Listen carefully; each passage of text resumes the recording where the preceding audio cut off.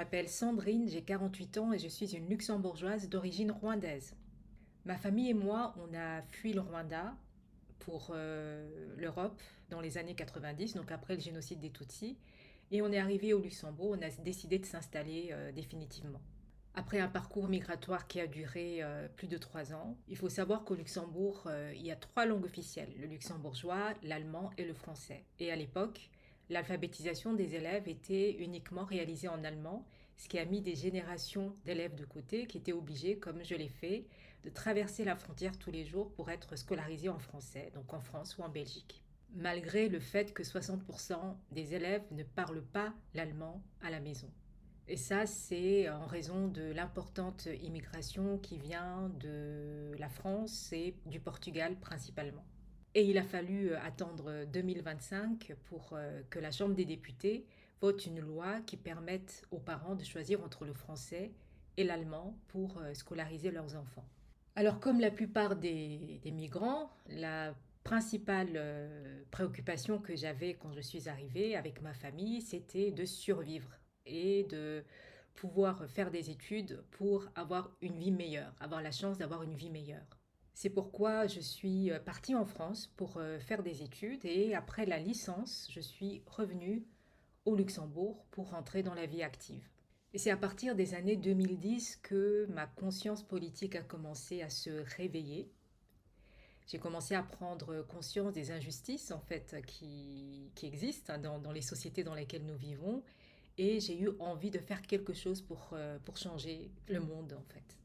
Alors je me suis engagée dans plusieurs organisations, des organisations diverses de défense des droits humains, de défense des droits des réfugiés et d'antiracisme. Depuis 2025, je joue une performance politico-intime que j'ai créée et dans laquelle je raconte mon parcours migratoire et ma vie en tant qu'usagère de services de psychiatrie.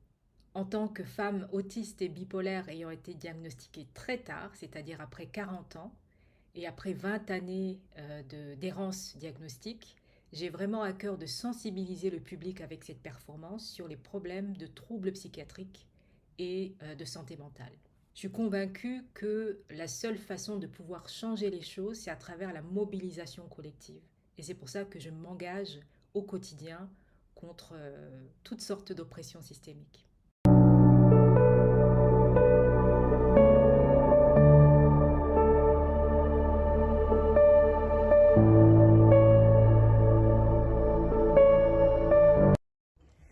Bom dia, minha Veronique Lopes, minha filha de imigrante cabo-verdiano. Nasci na França, como vocês sabem, filhos de imigrante francês, tem uma grande generosidade, queria dar ser gente, falar a língua nacional, e por isso que a gente deve falar essas línguas.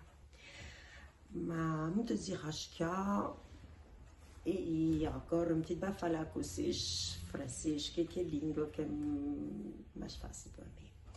Voilà, donc aujourd'hui je suis ici par invitation de Myriam Kruger, qui est une amie, voisine, artiste à multiples casquettes, qui m'a sollicité donc, pour son projet de Cri de Femme 2026, pour lequel je suis très honorée de participer. Et je tenais donc à vous retracer un petit peu mon parcours de vie, mon parcours de femme migrante. Voilà, donc je ne pouvais pas commencer sans parler de mes parents. Voilà, sans eux, je ne serais pas là. Mes parents qui, dans les années 60, ont fait ce long voyage très compliqué, très difficile, pour atteindre les côtes de l'Europe. Et voilà, c'était par voie maritime, par voie ferroviaire, par les moyens qui existaient à cette époque pour arriver jusqu'en Lorraine, où la sidérurgie, qui était en plein essor, leur offrait du travail. Voilà, ils ont pu ainsi fuir la famine qui sévissait au Cap-Vert, qui était sous domination portugaise. Et voilà, ils sont donc fait ce voyage avec toutes les difficultés que cela pouvait impliquer. Et donc je leur en suis énormément reconnaissant pour ça, pour leur courage et surtout cette force qu'ils nous ont transmis.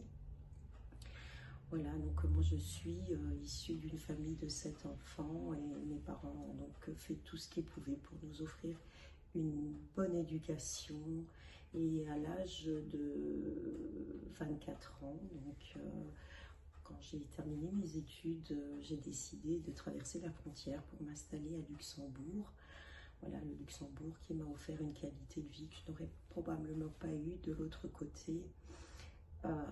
J'ai eu mes 2 enfants ici qui ont eu la chance de faire leur scolarité ici. Mon aîné est désormais douanier.